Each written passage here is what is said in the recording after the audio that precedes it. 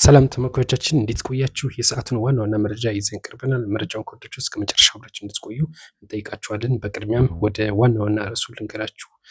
ሩሲያ በዩክሬን ላይ ወደ 407 የሚደርሱ ድሮኖችና እንደዚሁም 45 ሚሳኤሎች ጥቃት ማድረሷን ተነግሯል። ዩክሬን በጣም እየተመታች እንደምትገኝ እሱን እነግራችኋል። እንደዚሁም ደግሞ የአዲስ አበባ ፌዴራል ፖሊስ እንዳስታወቀው ከሆነ ማለት ነው አዲስ አበባ የሚገኙ ነዋሪዎችን ቤት ለቤት ፍተሻ አድርጋለሁ እያለ ይገኛል። ስለሱም እነግራችሁ ነገር ይኖራል። እንደዚሁ ደግሞ ስለ ዝንጀሮ ፍንጣጣ በኢትዮጵያ ውስጥ እንግዲህ ከገባ ሳምንት አካባቢ ሊሆነው ነው። አሁንም እየተሰራጨ እንዳለ መረጃዎች እየወጡ ይገኛሉ። የጤና ቢሮ መግለጫም እየወጣ ይገኛል። ስለሱም የምንነግራችሁ ነገር ይኖረናል ማለት ነው። እንደዚሁም ደግሞ ስለ ጀነራል ታደሰ ወረደ የምንነግራችሁ ነገር ይኖራል። ጀነራል ታደሰ ወረደ ስብሰባ ረግጠው ወጥተዋል። ስብሰባውን ረግጠው የወጡት ከየት ነው የሚለውን እነግራችኋለን። እንደዚሁም ደግሞ በአዲስ አበባ አንድ ትልቅ ጨዋታ አለ። ይህ ጨዋታ በዝግ እንዲጫወቱ ተደርጓል። ስለሱም ነግራችሁ ነገር ይኖራል። ከኛ ጋር ከሆናችሁ እነዚህና ሌሎች መረጃውን እነግራችኋለን። በቀጥታም ወደ መረጃው ከመሄዳችን ወደ መረጃው ከማቅናታችን በፊት ይህ መረጃ ላይክ፣ ሼር፣ ሰብስክራይብ ማድረጋችሁን አትርሱ። በቀጥታም ወደ መረጃው እንሂድ።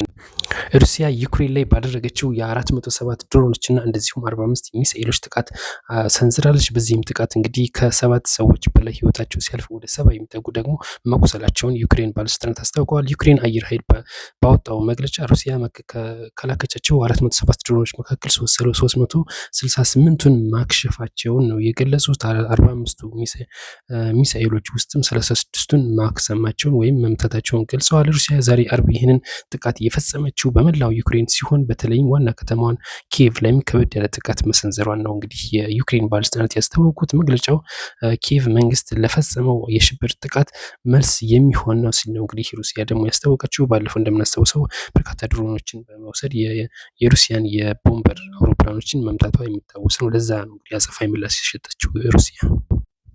በቀጣይ መረጃ ባልተጠበቀ ሁኔታ እየተስፋፋ ነው። የጤና ሚኒስቴር በዝንጀሮ ፈንጣጣ ጉዳይ መግለጫ ያወጣው የጤና ሚኒስቴር ባልተጠበቀ ሁኔታ የዝንጀሮ ፈንጣጣ እየተስፋፋ ነው ሲል ነው የገለጸው። ኢትዮጵያ ውስጥ በቁጥር 18 መድረሱንም አስታውቋል። ኢትዮጵያ ህብረተሰብ ጤና ኢንስቲትዩት ጋር በመሆን የተጠናቀረው የሚኒስቴሩ መስሪያ ቤቱ ዕለታዊ ሪፖርት እንደሚመለከተው ኢትዮጵያ እስካሁን በዝንጀሮ ፈንጣጣ በሽታ ማለት ነው የተያዙ ቁጥር ወደ 18 ደርሷል። እንግዲህ በቫይረሱ ተይዘው በለይቶ ማቆያ ውስጥ ያሉ ሰዎች 15 መሆናቸው ነው የጠቁመው። 2 ሰዎች ከበሽታው ማገገማቸውን ነው እንግዲህ ያስታወቀው የጤና ኢንስቲትዩት ማለት ነው። 2 ሰዎች ከበሽታው አገግመዋል። ነገር ግን አሁንም እየተሰራጨ ነው። ደግሞ ያስቸገረው ነገር ብሎ ያወጣው የጤና ሚኒስቴር እንግዲህ የምርመራ ቦታዎች እስካሁን የተመረመሩ ሰዎች 63 ብቻ ናቸው። የምርመራ ጣቢያዎች አናሳ በመሆናቸው አደጋውን አስቸጋሪ ሊያደርገው ይችላል ሲሉ ነው ስጋታቸውን የገለጹት። በቀጣይ መረጃ የአዲስ አበባ ፖሊስ ህግ አግባብነት የተከተለ የቤት ለቤት ፍተሻ እንደሚያደርግ ያስታወቀ ይገኛል። የአዲስ አበባ ፖሊስ ጠቅላይ መምሪያ ከ3 ቀን በፊት ባወጣው መግለጫ ከተማው የተለያዩ አካባቢዎች ላይ ህግ አግባብን የተከተለ ፍተሻዎችን ወይም ብርበራ ለማድረግ መዘጋጀቱን ያስታወቀው።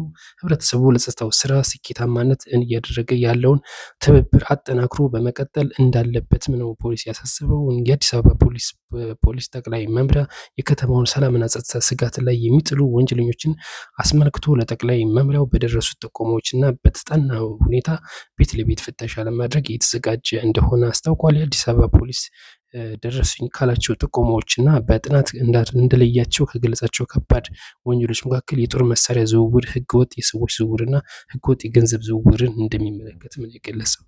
ቀጣይ መረጃ የምንመለከተው ደግሞ ስለ ጀነራል ታደሰ ወረደ ይሆናል። ጀነራል ታደሰ ወረደ እንግዲህ አንድ ስብሰባ ረግጠው ወጥተዋል። በዛሬ ጠዋት ደብረጽዮን የሚመራው የህወሓት ቡድን ስራ አስፈጻሚዎች ፕሬዚዳንት ጀነራል ታደሰ ወረደን ጠርተው ማነጋገር እንፈልጋለን ብለው ነበረ። ዛሬ ጠዋት 2:40 ላይ ነበር ስብሰባ የተጀመረው። በዚህም ደብረጽዮን፣ ፈትለወርቅ፣ አማኑኤል ተክላይ እና ሊያ በስብሰባ ላይ ተገኝተዋል።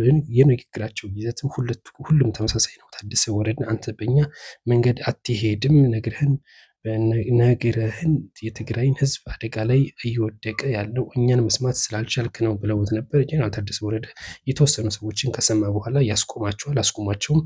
እናንተ የምትሉትን እንዴት እሰማለሁ? በራሴ መንገድ እሄዳለሁ ብሏቸው የትግራይን ህዝብ አደጋ ላይ ነው ብላችኋል።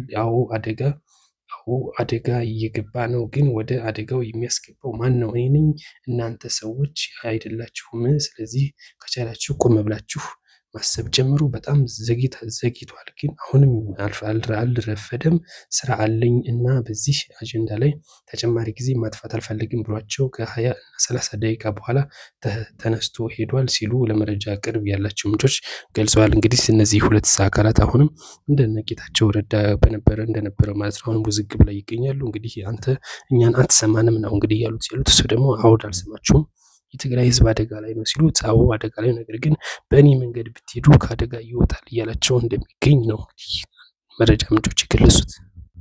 በቀጣይ መረጃ እጅግ በርካታ ደጋፊዎች የሚጠበቁት የወላይታ ዲቻና የሲዳማ ቡና የኢትዮጵያ ዋንጫ ፍጻሜ ጨዋታ ከቀኑ 9 ሰዓት ላይ በአዲስ አበባ ስታዲየም በዝግ ላይ ያለ ደጋፊዎች እንደሚካሄድ አዲስ አበባ ፖሊስ አስታውቋል። የአዲስ አበባ ፖሊስ ኮሚሽን ደጋፊዎች ፍጻሜ ጨዋታውን ኢትዮጵያ ቴሌቪዥን፣ ኢቲቪ እና ሌሎችም ቻናሎችም ስለሚተላለፍ ቀጥታ ይከታተሉ ብሏል። የአዲስ አበባ ፖሊስ ኮሚሽን የህዝብ ግንኙነት ኃላፊ ኮማንደር ማርቆስ ታደሰ በፌዴሬሽኑ ውሳኔ መሰረት ነው ጨዋታው ዝግ የሚደረገው ሲሉ ገልጸዋል። እንግዲህ ዲጂታል ሚዲያ ዘግቦታል። ዲጂታል ሚዲያ የዘገበው ኢትዮጵያ የእግር ኳስ ፌዴሬሽን ዋና ስራ አስፈጻሚ አቶ ባህሩ ጥላሁን ለመናኸሪያ ራዲዮ ጣቢያ በሰጡት ቃል ደግሞ በጸጥታ ስጋት ምክንያት ከበላይ አካል በመጣ ድንገተኛ ትዕዛዝ ያለ ድጋፍ እንዲከናወን ተደርጓል ሲሉ ነው የገለጹት።